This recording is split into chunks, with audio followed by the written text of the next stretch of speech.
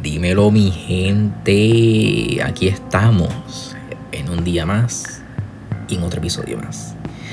Mi gente, el día de hoy les traigo un tema fascinante.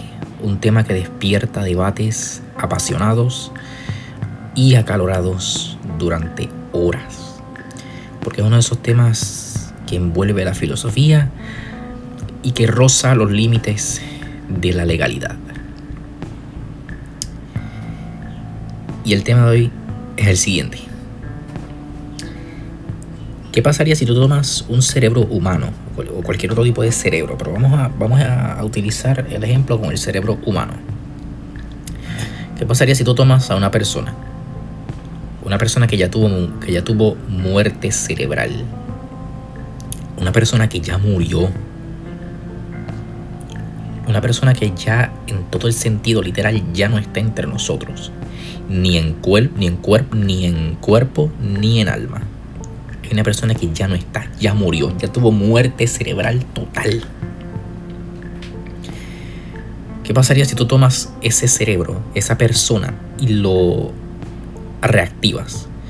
Y vamos a suponer que este cerebro lleva días muerto y todavía no se ha empezado a descomponer. Vamos a hipotetizar que la persona se preservó estrictamente para esto, de alguna manera. Toman esa persona que lleva muerta varios días y preservada y reaniman su cerebro, resucitan su cerebro, o mejor dicho, vuelven a encender su cerebro. ¿Qué pasaría? ¿Qué regresaría de ahí? ¿Qué clase de cosa regresaría del más allá? Porque claro, lo típico es pensar, pues la persona regresaría y ya, la persona resucitaría. Pero, ¿qué te asegura? O mejor dicho, ¿qué nos asegura eso? ¿Qué es lo que nos permite dar esa certeza de poder decir, caramba, si hacemos esto, la persona regresaría? Tan siquiera regresaría la misma persona o regresaría otra cosa. Una cosa complicada porque la conciencia, después de todo, sigue siendo un gran misterio. No se sabe si la conciencia está dentro o fuera del cerebro. Lo que tenemos hoy en día son teorías, pero un conocimiento específico y exacto en sí no lo tenemos, mi gente. Da igual la religión, da igual lo que ocurra, da igual en lo que creamos nosotros y lo que ocurra, que esa certeza no la tenemos. No sabemos tampoco qué hay después de la muerte. Entonces, estaríamos trayendo algo literalmente de las garras del misterio y de la oscuridad. Estamos trayendo algo de vuelta, algo que fue llevado por las garras de lo desconocido, y lo estaríamos trayendo de vuelta a lo conocido, ¿sabes? Esto no es una cosa que podamos tomar a la ligera, mi gente. O sea, esto es un asunto que roza lo moral, que roza la moralidad, que roza la legalidad, porque si no sabemos de dónde viene la conciencia y pretendemos traerla de vuelta, pues no sé, yo lo veo como una contradicción, como algo complicado. No imposible, pero algo complicado. Porque si algo hemos aprendido es que para el ser humano nada es imposible, nada. La otra cuestión interesantísima de este asunto, y esto ya es teoría, esto ya es una teoría mía personal. Está bien que nosotros no sepamos de dónde viene la conciencia, pero yo sí tengo una pequeña teoría. Es que, como todos sabemos, el cuerpo humano literalmente funciona por electricidad. Es electricidad que interactúa de cierta forma y de ciertas maneras a través de todo nuestro organismo y también obviamente en nuestro cerebro.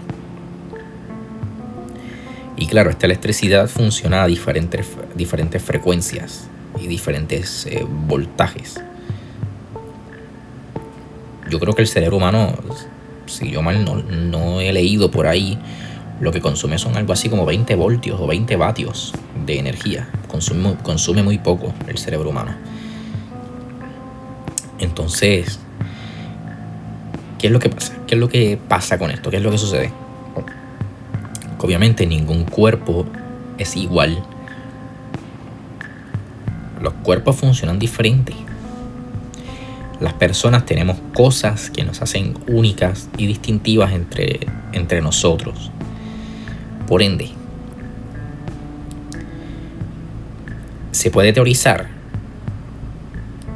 que la conciencia, si es algún tipo de fenómeno ligado a la electricidad, funciona como una especie de huella dactilar. ¿A qué me refiero? Vamos con calma para que entiendan mi teoría. ¿Qué sé yo? Vamos a suponer que la frecuencia de tu conciencia es 1, 2, 3, 4, 5. Son esos números. Y nosotros tenemos que colocar la electricidad en esos números exactos, en 1, 2, 3, 4, 5, para poder revivir tu conciencia. Porque si no, revivimos otra cosa o otra conciencia. Literalmente, tal vez reviviríamos a otra persona que no fueras tú. Entonces, para que me entiendan, reactivamos ese cerebro. Existe la posibilidad de que tal vez tengamos que aplicar la electricidad de cierta manera. Y incluso siguiendo ciertas combinaciones y ciertos patrones al momento de aplicarla, para que seas tú el que vuelva de la muerte y no otra cosa, y no alguien más. Porque si en vez de colocar 1, 2, 3, 4, 5 colocamos 6, 7, 8, 9, 10, pues a lo mejor de la muerte volvería otra persona, o simplemente, literalmente, de una u otra forma muy extraña, otra persona volvería a nacer en un cuerpo adulto, pero algo volvería a nacer. La cuestión es que no vas a ser tú, va a ser otra persona, otra cosa. Sé que mi ejemplo tal vez es un poco complicado de entender, pero más o menos ya ven por dónde voy. La conciencia también funciona como una especie de huella dactilar que nos hace únicos. Y tal vez no solo sea revivir el cerebro o reactivar el cerebro, sino que hay que reactivar el cerebro de ciertas maneras, de ciertas formas. Entonces, para eso aquí tenemos a nuestro asistente. Ya le expliqué brevemente a nuestra audiencia este tema y este debate, en qué consiste, en qué pasaría si revivimos un cerebro de una persona muerta. ¿Regresaría esa persona o regresaría otra conciencia, otra cosa que volvería a nacer? En este caso, ¿podrías un poco expandir esta visión, este debate para nuestra audiencia, entendiendo que tal vez el proceso de resurrección sea de una manera específica porque de una u otra forma la conciencia funcione como una especie de huella dactilar única? Pues vamos a ver. Este es un tema extremadamente fascinante. Y la pregunta de si una resurrección de un cerebro realmente devolvería a la misma persona o crearía algo distinto es, en realidad, uno de los dilemas más profundos de la neurociencia y la filosofía de la mente. Vamos a expandir un poco sobre este debate. Cuando hablamos de revivir un cerebro, no solo estamos hablando de la reactivación de las células cerebrales, sino de lo que realmente constituye nuestra identidad, la conciencia. ¿Es la conciencia algo que puede resetearse o simplemente regresar? ¿O es una huella única que está vinculada a la experiencia y el funcionamiento de un cerebro específico en su totalidad? Esto lleva a una serie de preguntas sobre la naturaleza misma de lo que significa ser una persona. ¿Qué pasaría si reviviéramos un cerebro muerto? Cuando revivimos un cerebro muerto, tenemos que considerar dos componentes claves. Una, la estructura física del cerebro. Un cerebro muerto tiene las conexiones neuronales dañadas o desactivadas, pero si fuera posible restaurar esas conexiones de manera efectiva, el cerebro volvería a ser funcional, al menos en un sentido biológico. La conciencia. Este es el componente más controversial. Algunos teóricos sostienen que nuestra conciencia está directamente ligada a las interacciones neuronales que ocurren en el cerebro. Sin embargo, ¿es nuestra conciencia simplemente el resultado de una actividad biológica? ¿O tiene una cualidad más abstracta que no puede ser reproducida por simples reacciones químicas y eléctricas? La conciencia puede entenderse como una huella dactilar única, es decir, una combinación particular de experiencias, pensamientos, recuerdos y emociones que constituyen lo que somos. En esta perspectiva, el cerebro no sería solo un órgano de procesamiento, sino un contenedor exclusivo de esa conciencia. En ese caso, si se resucitara el cerebro de una persona, la persona que regresaría podría no ser la misma, sino alguien que recupere una parte de los recuerdos, pero con una nueva percepción del mundo. El yo que había sido en vida podría no estar presente de la misma forma. ¿Es posible que una resurrección no devuelva a la misma persona?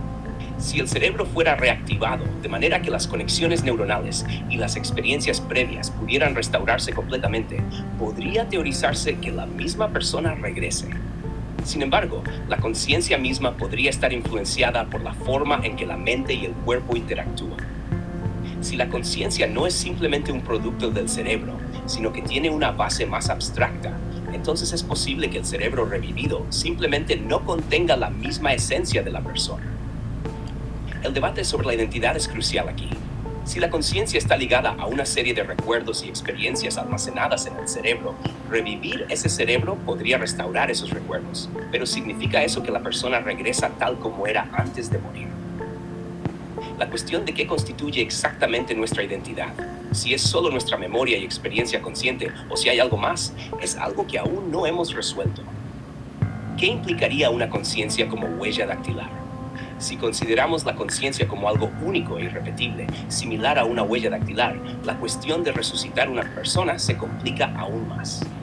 En este caso, la idea de que revivir un cerebro no necesariamente implica traer a la misma persona de vuelta adquiere más peso. Tal vez resucitar a una persona solo traería de vuelta un cuerpo o una sombra de la conciencia que alguna vez estuvo ahí, pero no la misma conciencia que existía antes. Conclusión.